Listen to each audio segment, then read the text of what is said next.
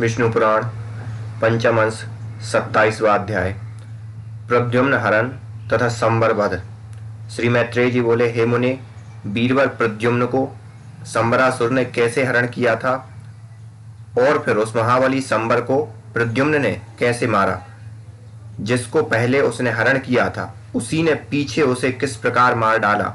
हे गुरु, मैं यह संपूर्ण प्रसंग विस्तार पूर्वक सुनना चाहता हूँ। श्री पराशर जी बोले, हे मुनि, काल के समान विकराल संबरासुर ने प्रद्युम्न को जन्म लेने के छठे ही दिन यह मेरा मारने वाला है ऐसा जानकर सूतिका ग्रह से हर लिया। उसको हरण करके संबरासुर ने लवण समुद्र में डाल दिया, जो तरंगमाला जनित आवर्तों से पूर्ण और बड़े भयानक मकरों का घर है। यहाँ फेंके हुए उस बालक को एक मत्स्य ने निगल लिया, किंतु वह उसकी जठराग्नि से जलकर भी ना मरा। कालांतर में कुछ मछेरों ने उसे अन्य मछलियों के साथ अपने जाल में फंसाया और असुर श्रेष्ठ संबर को निवेदन किया। उसकी नाम मात्र की पत्नी मायावती संपूर्ण अंतापुर की स्वामिनी थी और वह सुलक्षणा संपूर्ण शूदों का आधिपत्य करती थी। उस मछली का पेट चीरते ही उसमें एक अति सुंदर बालक दिखाई दिया, जो दग्ध हुए काम वृक्ष का प्रथम अंकुर था। तब वह कौन है और किस प्रकार यह मछली के पेट में डाला गया, इस प्रकार अत्यंत आश्चर्यचकित हुई उस सुंदरी से देवर्षि नारद जी ने आकर कहा, हे सुंदर भ्रुकुटी वाली, यह संपूर्ण जगत की स्थिति और संहार करता भगवान विष्णु का पुत्र है। इसे संबरासुर ने सूतिका ग्रह से चुराकर समुद्र में फेंक दिया था। वहां इसे यह मत्स्य निगल गया और अब इसी के द्वारा यह तेरे घर आ गया है। तू इस नर रत्न का विश्वस्त होकर पालन कर। श्री पराशर जी बोले, नारद जी के ऐसा कहने पर मायावती ने उस बालक की अतिशय सुंदरता से मोहित हो बाल्यावस्था से ही उसका अति अनुराग पूर्वक पालन किया।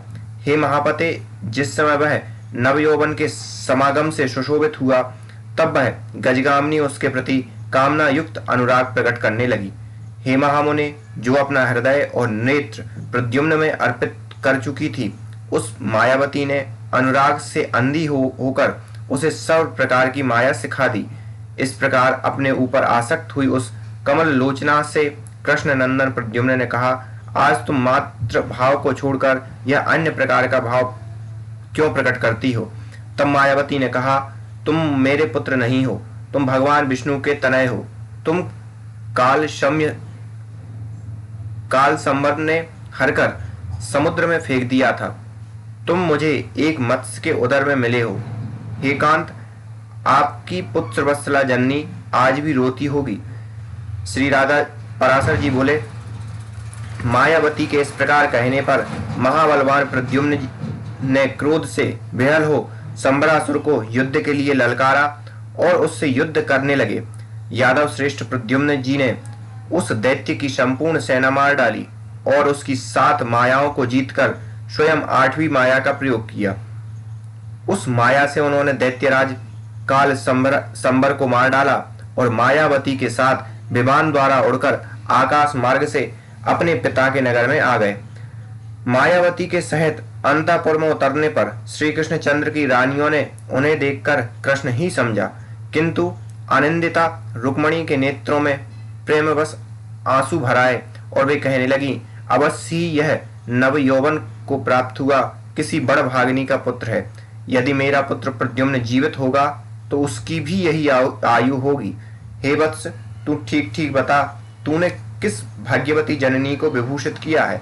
अथवा बेटा, जैसा मुझे तेरे प्रति स्नेह हो रहा है और जैसा तेरा स्वरूप है, उससे मुझे ऐसा प्रतीत होता है कि तू श्रीहरि का ही पुत्र है। श्री पराशर जी बोले, इसी समय श्री कृष्ण चंद्र के साथ वहां नारद जी आ गए।